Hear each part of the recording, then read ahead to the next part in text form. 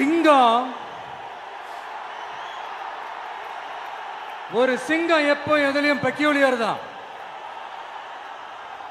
ஒரு முறை சிங்கம் கர்ஜிச்சதுன்னா அந்த சவுண்ட்ல ஒரு 8 கிலோமீட்டருக்கு சும்மா அதிரும், எல்லா திசைகளும் அதிரும்.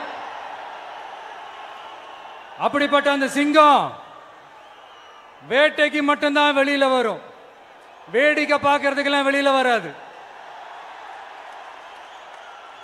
வேட்டையில கூட உயிரோடு இருக்கிற மிருகங்களை தான் வேட்டையாடும். அதுலயும் பெரும்பாலும் தன்னை விட பெரிய சைஸ் உள்ள மிருகங்களை தான் குறி வச்சு தாக்கும், ஜெயிக்கும். எவ்வளவு பசியில் இருந்தாலும் உயிர் இல்லாததை, கெட்டு போனதை தொட்டு கூட பார்க்காது. அப்படிப்பட்ட அந்த சிங்கம் அவ்வளவு ஈஸியா எதையும் தொடாது, தொட்டா விடாது. காட்டோட 4 பக்கமும் மார்க்கிங் மை டெரிட்டரின்னு தன்னுடைய பவுண்டரியை தானே வகுக்கும்.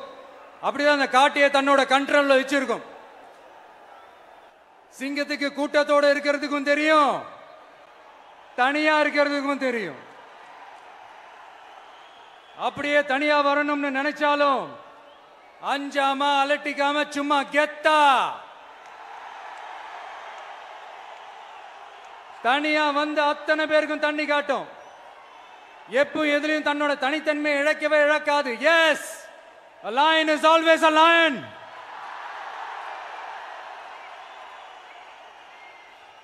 There are so many jackals and other animals in the forest, but there will be only one lion. And even if it is single, it will be the king of jungle. It is not only a description but also a clear declaration. சிங்கத்தை பத்தி பேசிட்டு நம்ம சிங்க குட்டிகளையும் சிங்க பெண்களையும் பத்தி நம்ம பேசாம இருக்க முடியுமா?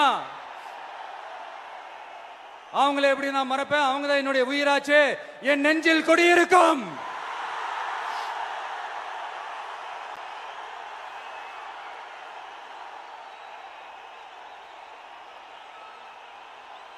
என்னுடைய தோழர்களுக்கும் தோழிகளுக்கும்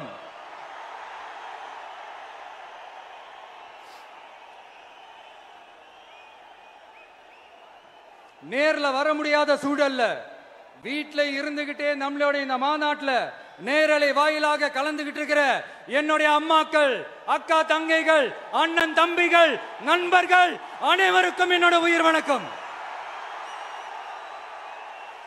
என்னோட உயிர் வணக்கம், என்னோட உயிர் வணக்கம்.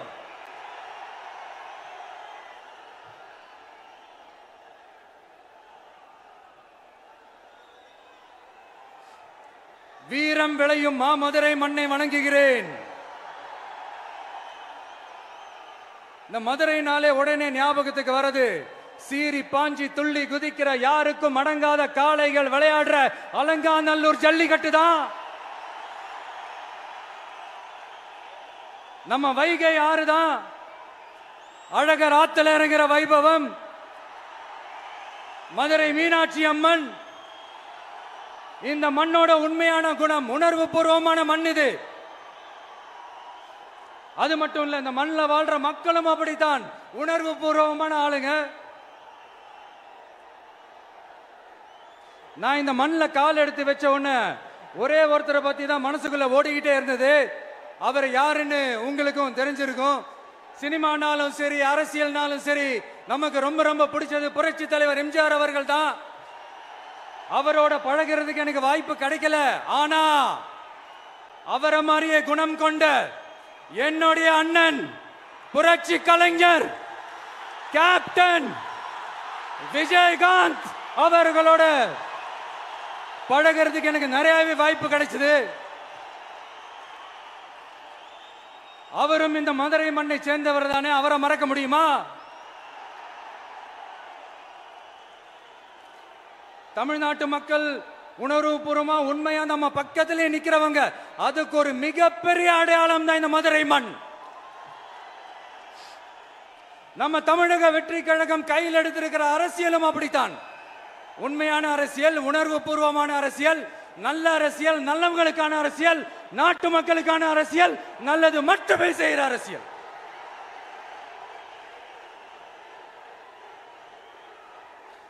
இதோ நம்மளுடைய இந்த இரண்டாவது மாநில மாநாடு வாகை சூடும் வரலாறு திரும்புகிறது. அப்படி இந்த மாநாட்டுக்கு பேர் வச்சிருக்கிறோம். 1967லயும் 1977லயும் நம்ம தமிழக அரசியல் ஒரு மிகப்பெரிய ஆட்சி அதிகார மாற்றங்கள் ஒண்ணு நடந்துச்சு இல்லையா? அதே மாதிரிதான் அடுத்த வருஷம் 2026ல அப்படி ஒரு வரலாறு திரும்ப போகுதுன்னு உறுதியா சொல்றதுக்கான மாநாடு தான் நம்மளோட இந்த இரண்டாவது மாநில மாநாடு. விக்கிரவாண்டி வீசாலையில் நம்மளுடைய ஃபர்ஸ்ட் மாநாடு நடத்தணும், வெற்றி கொள்கை திருவிழா. அதுக்கப்புறமே நீங்க பார்த்திருப்பீங்க தமிழக அரசியல் அந்த தட்ப வெப்பத்தையே மாத்தினுச்சு. நமக்கு எதிராக எத்தனை குரல்கள். ஆனா உங்களுக்கு தான் நம்மளை பத்தி நல்லா தெரியுமே, எந்த குரலையும் காதலையே போட்டுக்காம மக்களோட குரலை மட்டுமே கேட்டுக்கிட்டு நமக்கு எதிராக வர அத்தனை கூக்குரல்களையும் சின்னதா ஒரு சிரிப்போடவே கடந்து வந்திருக்கிறோம். அது இல்லாம நம்ம மாநாட்டில் ஒலிக்கிற இந்த குரல் இந்த ஒற்றை தமிழ் மகனோட குரல் மட்டுமல்ல, ஒட்டுமொத்த தமிழ்நாட்டு மக்களுடைய குரல். தமிழ்நாட்டில் இருக்கிற ஒவ்வொரு வீட்டில இருந்தும் ஒலிக்கிற குரல், ஒட்டுமொத்த உலகெங்கும் வாழும் ஒவ்வொரு தமிழ் வீட்டிலிருந்தும் எழும் குரல். இந்த சினிமா என்கிற மாபெரும் கலை ஆயுதத்தின் வாயிலாக சாதி, மதம், இனம், பாலினம், மொழி கடந்து இந்த நாட்டின் மூளை முடுக்கெங்கும் ரசிகர்களாக இருந்து தோழர்களாக நம்மோடு பயணிக்க துவங்கியுள்ள அனைவரோடும் இணைந்த ஒவ்வொரு மனிதருக்காகவும் ஒலிக்கிற உரிமை குரல். மாநில உரிமைக்காக, பெண் உரிமைக்காக, சமூக நீதிக்காக, சமநீதிக்காக, மதச்சார்பின்மைக்காக உண்மையா ஒலிக்கிற குரல். அதனால் இந்த குரலுக்கு எதிராக இன்னும் இன்னும் எத்தனை எத்தனை குரல்கள் வந்தாலும் ஓங்கி ஒலிக்குமே தவிர ஒரு நாளும் ஓயவே ஓயாது. Yes, it is an unstoppable voice, an unstoppable force.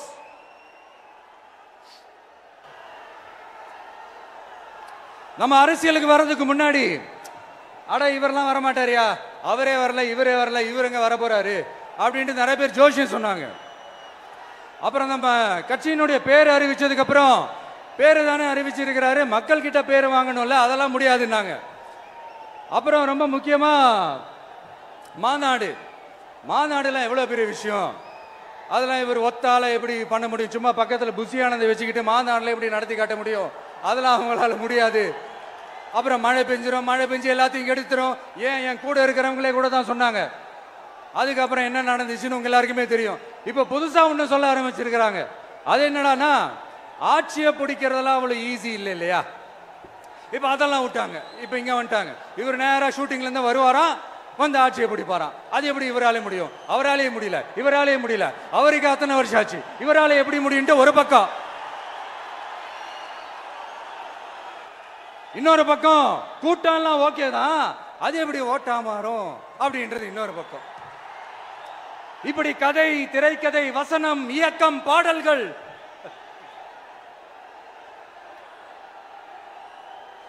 அதனால இந்த அரசியல் ஆய்வாளர்களுக்கு நான் சொல்றதெல்லாம் ஒன்னேதான், நல்லா கேட்டுக்கங்க. இந்த விஜய் ஏதோ இந்த பல லட்சம் பேர் கூடுற கூட்டத்தில் மட்டுமே இருக்கிறாரு அப்படின்னு மட்டும் தப்பு கணக்கு போட்டாதீங்க. ஏன்னா நம்மளுடைய இந்த கூட்டம் வெறும் ஓட்டா மட்டும் இல்லைங்க, வரப்போற தேர்தலில் மக்கள் விரோத ஆட்சியாளர்களுக்கு நாம வைக்க போற வேட்டா, நம்மளை கோட்டைக்கு அனுப்ப போற ரூட்டா இருக்க போதுன்னு சீக்கிரமாவே தெரிஞ்சுப்பீங்க. ஏன்னா கோடிக்கணக்கானவங்களோட ஹார்ட்லயும் வீட்லயும் ஏற்கனவே ஆல்ரெடி உயிரா, உணர்வா, உறவா இருக்கிறோம். நம்மளுடைய கனெக்ட் எல்லாம் வெறும் மக்களோட மட்டும்தான். நாம யாருன்னு அவங்களுக்கு தெரியும், அவங்க யாருன்னு நமக்கு தெரியும்.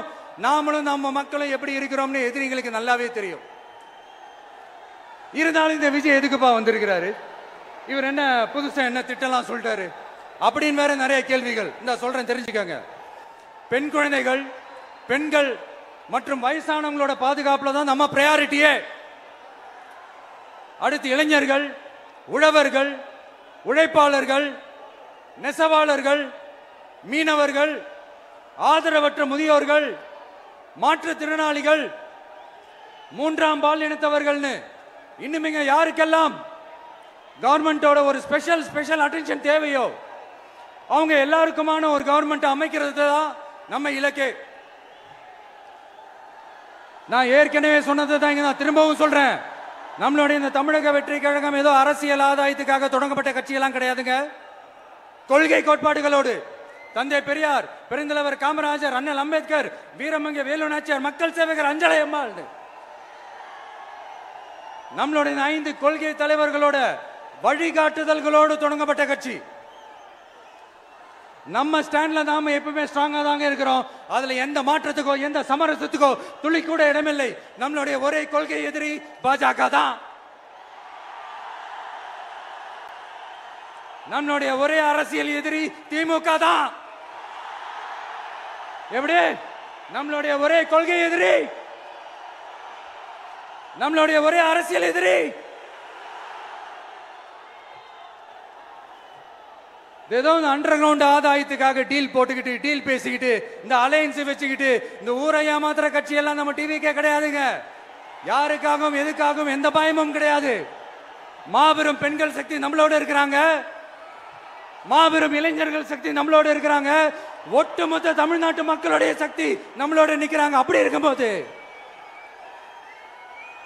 இந்தியாவில் இருக்கிற எல்லா ஸ்டேட்லயும் வாழ்ற நம்ம தமிழ் நெஞ்சங்கள் மட்டும் இல்ல, உலகம் பூரா 100க்கும் மேலான நாடுகள்ல வாழ்ற நம்ம தாய் தமிழ் உறவுகள் எல்லாருமே என்ன விஜய் தளபதி விஜய் இல்லனா விஜய் தளபதி இப்படி சொந்தம் கொண்டாடுற கோடிக்கணக்கானவங்களோட அன்பு மாசியும் நம்மளோட இருக்கும்போது, இவங்க எல்லாருமே நம்மளோட நிற்கும் போது எதுக்குங்க இந்த பாசிச பாஜகவோட நேரடி கூட்டணியோ இல்ல மறைமுக கூட்டணியோ உறவு வச்சுக்க? நாம என்ன உலகமாக ஊழல் கட்சி? என்ன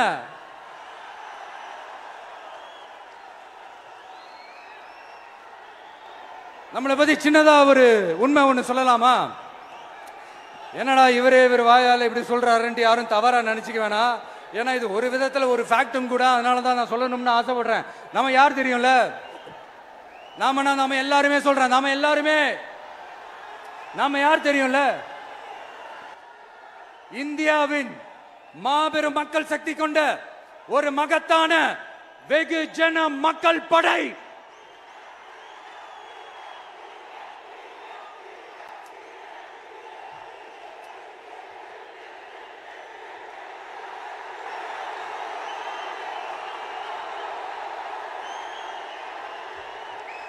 அதனால நம்ம தலைமையில நாம் அமைக்க போற இந்த உண்மையான மக்களாட்சிக்கான அச்சாரமாக மாபெரும் மக்கள் சக்தியே அணி அணியாக நம்மளோட திரண்டு நிக்கிறப்போ இந்த அடிமை கூட்டணியில சேர வேண்டிய அவசியம் நமக்கு இருக்குங்க. நம்மளுடைய இந்த கூட்டணி சுயமிழந்த கூட்டணியெல்லாம் இருக்காது, சுய மரியாதை கூட்டணியா தான் இருக்கும். இந்த ஒரு பக்கம் RSS கிட்ட அடிபணிஞ்சுக்கிட்டு, இன்னொரு பக்கம் மதச்சார்பற்ற கூட்டணின்னு இந்த மக்களை ஏமாத்துற கூட்டணியெல்லாம் நம்ம கூட்டணி இருக்காது.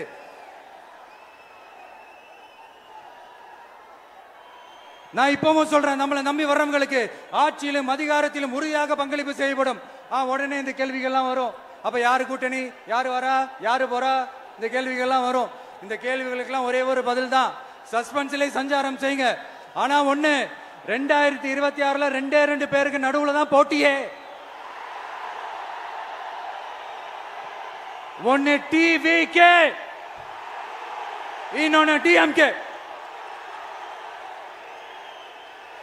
இந்த போட்டி எப்படி இருக்க போதுன்னா, இந்த அலையன்ஸை வச்சு எப்படியாவது நம்ம தப்பிச்சிடலாம். என்ன இந்த பழைய இந்த மேத்தமேட்டிக்ஸ், அரித்மேட்டிக்ஸ் இதெல்லாம் வச்சு எப்படியாவது நம்ம தப்பிச்சிடலாம் அப்படின்னு நினைக்கிறவங்களோட அந்த கனவு ஒரு நாளும் மைப்படாது. சரி, இப்ப நம்ம வேற ஒரு ஏரியாவுக்கு ஒண்ணு வருவோம். எதிர்காலம் வரும், என் கடமை வரும், இந்த கூட்டத்தின் ஆட்டத்தை ஒழிப்பேன்.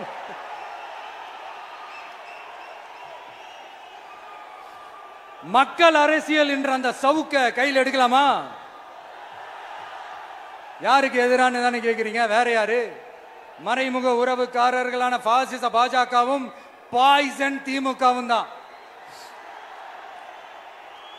மாண்புமிகு பிரதமர் நரேந்திர மோடிஜி அவர்களே, 3வது முறையா ஒன்றியத்தோட ஆட்சி அதிகாரத்தை நீங்க தானே கையில் வச்சிருக்கிறீங்க. இல்ல நாங்க தெரியாம தான் கேட்கிறோம். நீங்க ஆட்சிக்கு வந்தது ஒட்டுமொத்த மக்களுக்கும் நல்லது செய்யவா, இல்ல நம்மளுடைய இந்த இஸ்லாமிய நண்பர்களுக்கும் இஸ்லாமிய தோழர்களுக்கும் எதிராக சதி செய்யவா? மக்களுக்கு உங்ககிட்ட கேட்கறதுக்குன்னு ஏராளமான கேள்விகள் இருக்குது. அதனால அவங்க சார்பா அவங்கள ஒருத்தனா அவங்களோட ஒரு உண்மையான ஒரு பிரதிநிதியா உங்ககிட்ட சில கேள்விகள் கேட்கணும். மிஸ்டர் பிரைம் மினிஸ்டர் அவர்களே, நம்ம தமிழ்நாட்டு மீனவர்கள் கிட்டத்தட்ட ஒரு 800 பேருக்கு மேல இலங்கை கடற்படையால தாக்கி அழிக்கப்பட்டிருக்கிறாங்க. அதை கண்டிக்கிறதுக்காக உங்களை பெருசா எதுவும் செய்ய சொல்லல, சின்னதா ஒண்ணு மட்டும் செஞ்சு கொடுங்க. இனிமேலாச்சும் எங்களுடைய மீனவர்கள் பாதுகாப்பா இருக்கிறதுக்காக இந்த கச்சத்தீவை இலங்கை கிட்ட இருந்து மீட்டு கொடுத்துருங்க, அது போதும். உங்களுடைய இந்த முரட்டு பிடிவாதத்தால நீங்க நடத்துற இந்த நீட்டு தேர்வு, அதனால இங்க என்னென்ன நடக்குதுன்னு சொல்றதுக்கே மனசு வலிக்குது. அதனால அந்த நீட்டு தேர்வு தேவையில்லைன்னு அறிவிச்சிருங்க, அது போதும். செய்வீர்களா திரு நரேந்திரபாய் தாமோதர் மோடிஜி அவர்களே?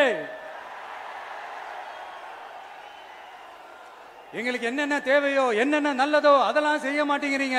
ஆனா ஆட்சி அதிகாரத்தை மட்டும் கையில வச்சுக்கிட்டு மக்களை ஏமாத்த நேரடியாக ஒரு பாசிச பாஜக அடிமை கூட்டணி ஒண்ணு. அடுத்து உங்களோட இந்த மைனாரிட்டி ஆட்சியை ஓட்டுறதுக்காக மறைமுகமாக RSS அடிமை குடும்பம்னு இன்னொரு கூட்டணி. இப்படி மக்கள் சக்தியே இல்லாத இந்த ஊழல் கட்சிகளை மிரட்டி அடிப்பணிய வச்சு 2029 வரைக்கும் சொகுசு பயணம் போயிடலாம்னு திட்டம் தீட்டி வச்சிருக்கிறீங்க. அதானே ஜி? என்ன ஜி?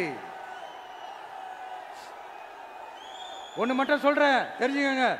என்னதான் நீங்க இந்த நேரடி மறைமுக கூட்டணி குட்டிகரணம் போட்டாலும் தாமரை இலையில தண்ணியே ஒட்டாது. தமிழக மக்கள் மட்டும் எப்படி ஒட்டுவாங்க?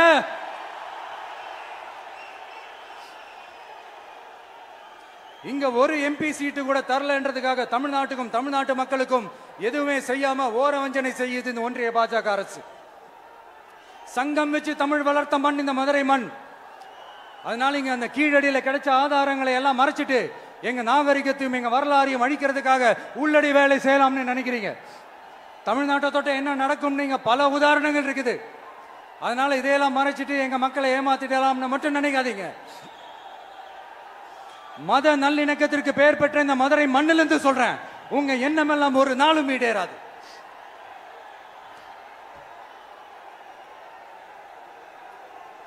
எம்ஜிஆர்னா யார் தெரியும்ல? அவர் மாஸ்னா என்னன்னு தெரியும்ல? அவர் உயிரோடு இருக்கிற வரைக்கும் அந்த CM சீட்டை பத்தி ஒருத்தராலையும் நினைச்சு கூட பார்க்க முடியல, கனவு கூட காண முடியல. எப்படியாவது அந்த CM சீட்டை என்கிட்ட கொடுத்துருங்க, என் நண்பர் எம்ஜிஆர் திரும்ப வந்ததுக்கு அப்புறம் நான் திருப்பி கொடுத்துறேன்னு தன்னோட எதிரியை கூட மக்கள் கிட்ட கெஞ்ச வச்சவர் எம்ஜிஆர். எப்படி கெஞ்ச வச்சவர்? ஆனா இப்போ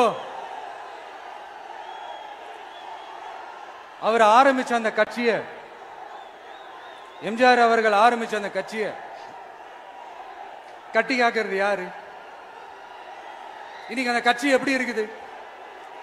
அதை நான் சொல்லிதான் உங்களுக்கு தெரியணுமா என்ன? அப்பாவி தொண்டர்கள் அதை வெளியில சொல்ல முடியாம வேதனையில தவிக்கிறாங்க. 2026 சட்டமன்ற தேர்தலில் யாருக்கு ஓட்டு போடணும், எப்படிப்பட்ட ஆட்சி இங்க அமையணும்னு அந்த அப்பழுக்கற்ற அந்த தொண்டர்களுக்கும் ரொம்ப நல்லாவே தெரியும். அதனால என்ன வேஷம் போட்டுக்கிட்டு பாஜக இங்க தமிழ்நாட்டுக்குள்ள வந்தாலும் அவங்க வித்தை எல்லாம் இங்க வேலைக்கே ஆகாது. இப்படி பொருந்தா கூட்டணியா இந்த பாஜக கூட்டணி இருக்கிறதுனால இப்ப ஆட்சியில இருக்கிற இந்த வெற்றி விளம்பர மாடல் திமுக என்ன செய்யுதுன்னு தெரியும்ல?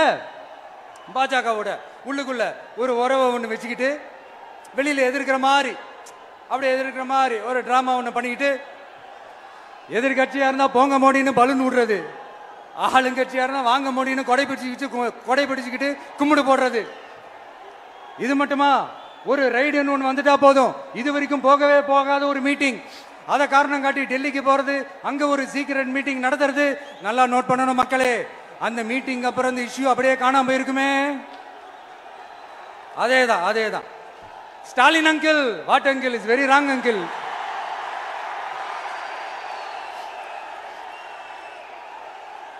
இப்படி தமிழ்நாட்டில் இப்ப நடக்கிற இந்த ஆட்சியினுடைய லட்சணத்தை பார்த்துக்கிட்டு நாம எப்படி சும்மா இருக்க முடியும்? ஒரு தவறு செய்தால், அதை தெரிந்து செய்தால், அவர் கபட நாடக மு.க. ஸ்டாலின் அங்கிளாகவே இருந்தாலும், அங்கிள் உங்களுக்கு மனசாட்சின்னு ஒண்ணு இருந்துச்சுன்னா நாங்க கேட்கிற கேள்விகளுக்கு மட்டும் கொஞ்சம் பதில் சொல்லுங்க அங்கிள். சட்டம் ஒழுங்கு சரியா இருக்கா? பெண்களுக்கு பாதுகாப்பு இருக்கா? பொதுமக்களுக்கு பாதுகாப்பு இருக்கா? இயற்கை வளங்களுக்கு பாதுகாப்பு இருக்கா? சொல்லுங்க மை டியர் அங்கிள், சொல்லுங்க. டாஸ்மாக்ல மட்டுமே இது வரைக்கும் 1000 கோடிக்கு மேல ஊழல்னு சொல்றாங்க. அதுல மட்டுமா தப்பு நடக்குது? வேற எதுல தான் நடக்கல? உலகத்திலே மிஸ்டர் கிளீன் ரெக்கார்ட்ஸ் எல்லாம் உங்களுக்கும் உங்க கூட இருக்கிறவங்களுக்கும் மட்டும்தான் அங்கிள் கொடுக்கணும். இதை பார்த்து வாயே இல்லாத ஊரு கூட வயிறு வலிக்கு சிரிக்குது. பெண்களுக்கு 1000 ரூபாய் கொடுத்துட்டீங்கன்னா போதுமா அங்கிள்? அப்படியே அது மூடி மறைச்சிடலான்னு பாக்குறீங்களா? படிக்கிற இடத்துல, வேலைக்கு போற இடத்துல, வெளியில போற இடத்துலன்னு அவங்களுக்கு பாதுகாப்பே இல்லைன்னு ஒட்டுமொத்த பெண்களும் கதறாங்க. அந்த கதறல் சத்தம் ஏதாவது உங்க காதுல கேக்குதா அங்கிள்? இதுல வேற உங்க அப்பான்னு கூப்பிடுறாங்கன்னு வேற சொல்றீங்க. What is this uncle? Is very very wrong uncle, is very very wrong. பெண்களுக்கு மட்டுமா பொய் வாக்குறுதி கொடுத்து ஏமாத்துறீங்க? அரசு ஊழியர்கள், ஆசிரியர்களை ஏமாத்துறீங்க, விவசாயிகளை ஏமாத்துறீங்க, பரந்தூர்ல பாதிப்பே வராதுன்னு சொல்லி ஏமாத்துறீங்க, மீனவர்களை ஏமாத்துறீங்க, போதைப் பொருள் கலாச்சாரத்தை ஒழிக்காம ஏமாத்துறீங்க. ஐயோ ஐயோ ஐயோ, very very வஸ்ட் uncle, very very வஸ்ட். எப்படி கேட்டாலும் இவங்க கிட்ட இருந்து எந்த பதிலும் வரப்போறதில்லை. ஏன்னா இருந்தா தானே. இப்ப ஆட்சியில இருக்கிற நம்மளுடைய அங்கிள் பதில் சொல்றது இருக்கட்டும். மக்களை நீங்க சொல்லுங்க, நீங்க உண்மையை சொல்லுங்க. செய்வோம் செய்வோம் செய்வோம் செய்வோம்னு சொன்னாங்களே, சொன்னதெல்லாம் செஞ்சாங்களா? உங்களை தான் கேக்குறேன், சொன்னதெல்லாம் செஞ்சாங்களா? சத்தமா சத்தமா மை டியர் அங்கிள், கேக்குதா? மக்களோட சத்தம் கேக்குதா? இது வெறும் சாதாரணமான முழக்கம் தான். கூடிய சீக்கிரம் மக்களை போய் சந்திக்க போறேன், அவங்களோட மனசு விட்டு பேச போறேன். அதுக்கப்புறம் இந்த சாதாரணமான முழக்கம் இடி முழக்கமா மாறும். அத்தோட நிக்காது. அந்த இடி முழக்கம் தமிழ்நாட்டோட போர் முழக்கமா மாறும். அந்த போர் முழக்கம் உங்களை ஒரு நிமிஷம் கூட தூங்க விடாது. நடக்குதா இல்லையான்னு பாருங்க. என்னடா இவன் இவ்வளவு ஸ்ட்ராங்கா சொல்றானேன்னு பாக்குறீங்களா? எல்லாரும் கட்சி ஆரம்பிச்சதுக்கு அப்புறம் தான் ஒவ்வொரு வீட்டுக்குள்ளேயும் போறதுக்கு ட்ரை பண்ணுவாங்க. ஆனா நாங்க அப்படி இல்லை. ஒவ்வொரு வீட்டுக்குள்ளேயும் போனதுக்கு அப்புறம் தான் கட்சியாவே ஆரம்பிச்சிருக்கிறோம்.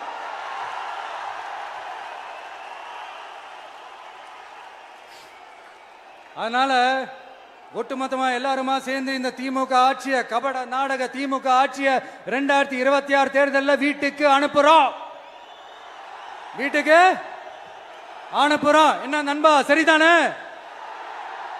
என்ன நண்பி, செய்வீர்கள் தானே? இப்போ உங்களுக்கு சின்னதா ஒரு சர்ப்ரைஸ். நம்ம கட்சியினுடைய வேட்பாளர் பட்டியலை இப்ப நான் அறிவிக்க போறேன். மதுரை கிழக்கு வேட்பாளர் விஜய். இன்னும் முடிக்கல, ஒரு நிமிஷம், இன்னும் முடிக்கல. மதுரை மேற்கு வேட்பாளர் விஜய். மதுரை மத்தி வேட்பாளர் விஜய். மதுரை தெற்கு வேட்பாளர் விஜய். மதுரை வடக்கு வேட்பாளர் விஜய். மேலூர் விஜய். சோழவந்தான் விஜய். திருப்பரங்குன்றம் விஜய். திருமங்கலம் விஜய். உசலம்பட்டி விஜய்.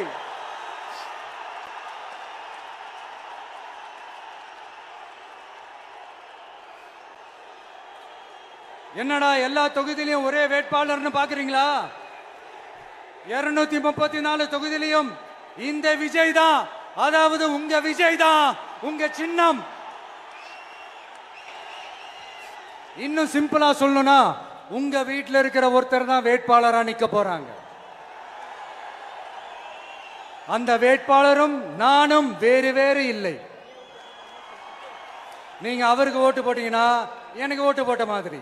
இந்த முகத்துக்காக நீங்க ஓட்டு போட்டீங்கன்னா உங்க வீட்டில் இருக்கிற உங்களுடைய வேட்பாளர் ஜெயிச்ச மாதிரி. என்னடா இவர் ஏதோ ஓவரா சொல்றாருன்னு நினைக்க வேணாம். பிராக்டிக்கலா அப்படிதான் இருக்கும், அப்படிதான் இருக்கணும். நீங்களும் அப்படிதான் நினைப்பீங்கன்னு நான் நம்புறேன். ஏன்னா இது நம்மளை விட நம்ம எதிரிங்களுக்கு இன்னும் நல்லாவே தெரியும். அதனால எல்லாம் இந்த அதிகார பலம் எல்லாத்தையும் தூக்கிட்டு வந்துருவாங்க. வரட்டும், பாத்துக்கலாம். TVK will take it, TVK will meet it, TVK will compete with it and TVK will conquer it, TVK will conquer it.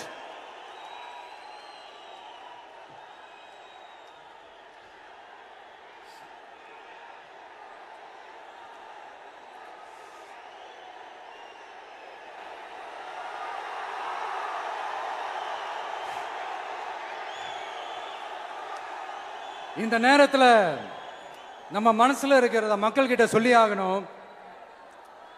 Thoothukudi ஸ்னோலினோட அம்மா என்ன அவங்களோட தம்பி, இன்னும் அவங்க பொண்ணுக்கு நான் தாய் மாமன்னு சொன்னாங்க. அந்த அக்காவோட குழந்தைங்க மட்டும் இல்லைங்க, என்ன அண்ணனா தம்பியா நினைக்கிற தமிழ்நாட்டில் இருக்கிற என்னோட எல்லா சகோதரிகளின் குழந்தைகளுக்கும் நான் இன்னைக்கு மட்டும் இல்ல, என்னைக்குமே ஒரு தாய் மாமனா தான் இருப்பேன். நீங்க எல்லாரும் என்னுடைய ரத்த உறவு, கூட பிறந்த பொறுப்பு. என் வீட்டு ரேஷன் கார்டுல வேணா உங்க பேர் இல்லாம இருக்கலாம், உங்க வீட்டு ரேஷன் கார்டுல வேணா என் பேர் இல்லாம இருக்கலாம். ஆனா நாம் எல்லாரும் ஒண்ணுதான், உறவுதான். நமக்கு இடையே எந்த அரசியலும் உள்ள நுழையவே முடியாது. என்கிட்ட இருந்து உங்களையும் உங்ககிட்ட இருந்து என்னையும் எந்த சக்தியாலும் பிரிக்கவே முடியாது. அப்புறம் நான் ஒன்னும் இந்த மார்க்கெட் போனதுக்கு அப்புறம், ரிட்டையர் ஆனதுக்கு அப்புறம் அடைக்கலம் தேடி அரசியலுக்கு வரல. படைக்கலனோட வந்திருக்கிறோம், பவர்ஃபுல் போர்ஸோட, மாபெரும் படை வரிசையோட, எல்லாத்துக்கும் தயாராகி தான் வந்திருக்கிறோம். இவ்வளவு தயாரா நாம அரசியலுக்கு வர்றதுக்கு ரொம்ப ரொம்ப முக்கிய காரணம் ஒண்ணு இருக்கு. அது என்ன தெரியுமா? நன்றி கடன், நன்றி கடன், நன்றி கடன். கிட்டத்தட்ட ஒரு 30 வருஷமா, 30 வருஷத்துக்கு மேல நீங்க தான், நம்ம மக்கள் தான் என் கூட நிக்கிறீங்க, எனக்காக நிக்கிறீங்க, என்னை தாங்கி பிடிக்கிறீங்க, மனசுல ஏந்தி பிடிக்கிறீங்க, தாய் அன்போட மடியில ஏந்திக்கிறீங்க. உண்மையை சொல்லணும்னா வேற யாரை விடவும் எனக்கு இந்த அன்பையும் ஆதரவையும் கொடுத்திருக்கிறீங்க. என் மேல உயிரையே வச்சிருக்கிறீங்க. என்ன உங்க வீட்டுல ஒருத்தனாவே ஆக்கிட்டீங்க. நீங்க எனக்கு கடவுள் கொடுத்த வரம்.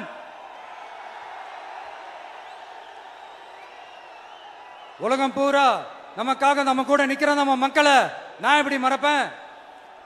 நான் என் லைஃப்ல ரொம்ப உயிரா நினைக்கிறதே பெண்களை, குழந்தைங்களை, இளைஞர்களை, உழைக்கிற மக்களை தான். இவங்க தான் நம்மளோட வகைரா.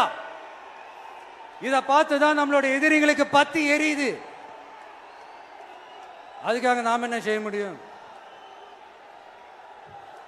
அதனால நம்ம உறவுகளை, சொந்தத்தை, வகைராவை யாருக்காகவும் எதுக்காகவும் விட்டு கொடுக்க முடியாது இல்லையா? Here at this moment among this August gathering, I want to open my heart and say I enjoy people, I respect people, I worship people.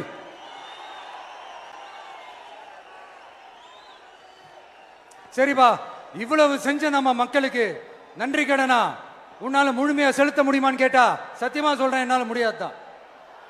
இன்னும் எத்தனை ஜென்மம் எடுத்தாலும் அந்த நன்றி கடனை என்னால தீர்க்கவே முடியாது. அப்புறம் என்ன மானாவுக்கடா நீ வந்திருக்க அதானே கேக்குறீங்க? மைண்ட் வாய்ஸ் கேட்ட மாதிரி இருந்தது.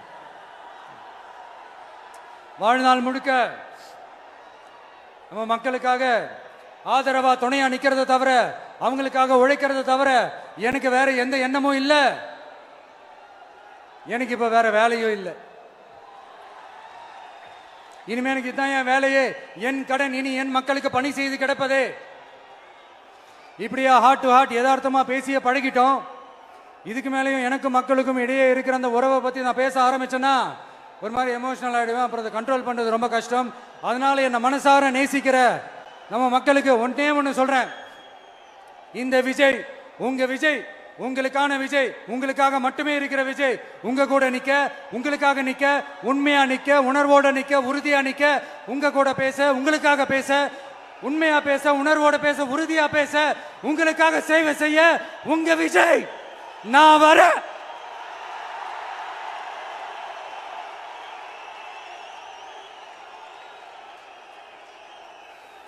சொல்லல்ல முக்கியம், செயல் செயல் செயல் தான் முக்கியம்.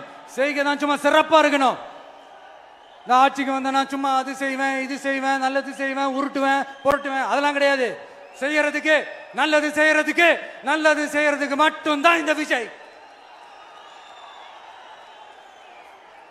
அப்புறம் ஒரு அரசியல் தலைவன் அவன் சினிமாக்காரனா நல்லவனா கெட்டவனா இதெல்லாம் தாண்டி அவன் உண்மையானவனா, அதுதான் ரொம்ப ரொம்ப முக்கியம். இது சம்பந்தமா ஒரு குட்டி கதை ஒன்று சொல்றேன். ஒரு நாட்டில் ஒரு ராஜா தனக்கு பக்கபலமா இருக்கிறதுக்காக கூட துணையா இருக்கிறதுக்காக ஒரு தளபதியை தேடுறாரு. சரியான தகுதிகளோட ஒரு 10 பேர் செலக்ட் ஆகுறாங்க. ஆனால் அதில் ஒருத்தர் மட்டும் தான் செலக்ட் பண்ணணும். அதனால அந்த ராஜா என்ன பண்றாருன்னா ஒரு டெஸ்ட் வைக்கிறார். அந்த 10 பேர் கையிலையும் விதை நெல்லை கொடுத்து இதை நல்லா வளர்த்து கொண்டு வாங்க, ஒரு 3 மாசம் கழிச்சு வாங்கன்னு சொல்லி அனுப்பி வச்சிடுறாரு. 3 மாசம் கழிச்சு வரும்போது அதில் ஒருத்தர் ஆள் உயரத்துக்கு வளர்த்துருந்தாரு, ஒருத்தர் தோல் உயரத்துக்கு வளர்த்துருந்தாரு. அதில் ஒரு 9 பேரும் நல்லா வளர்த்து கொண்டு வந்திருந்தாங்க. ஒருத்தர் மட்டும் வெறும் தொட்டியோடவே வந்தார். என்னன்னு கேட்டதுக்கு, நானும் தண்ணி ஊற்றி ஊற்றி பார்க்குறேன், உரம் வச்சு வச்சு பார்க்குறேன், வளரவே மாட்டேங்குது ராஜா, என்ன பண்ணுறதுன்னு தெரியலன்னு சொன்னதுக்கு ராஜா அவரை கட்டி அணைச்சிக்கிட்டு, இனிமே நீதான் என்னுடைய தளபதி, எல்லா அதிகாரமும் உனக்கு தான் சொன்னார். ஏன்னா அந்த 10 பேர் கையிலையும் ராஜா கொடுத்தது அவித்த விதை நெல், அது முளைக்கவே முளைக்காது. அந்த 9 திருட்டு பயலும் என்ன பண்ணியிருக்காங்கன்னா வேற விதை நெல்ல வாங்கி அதை வளர்த்துட்டு ராஜாவையும் மக்களையும் ஏமாத்திருக்கிறாங்க. ஆனா இவர் மட்டும் உண்மையை போட்டு உடைச்சிட்டார். அதனால ஒரு நாட்டுக்கு திறமை எந்த அளவுக்கு முக்கியமோ அந்த அளவுக்கு உண்மையும் நேர்மையும் முக்கியம். இப்போ நீங்க எல்லாரும் தான் அந்த ராஜா. நீங்க தேர்ந்தெடுக்க போற அந்த தளபதி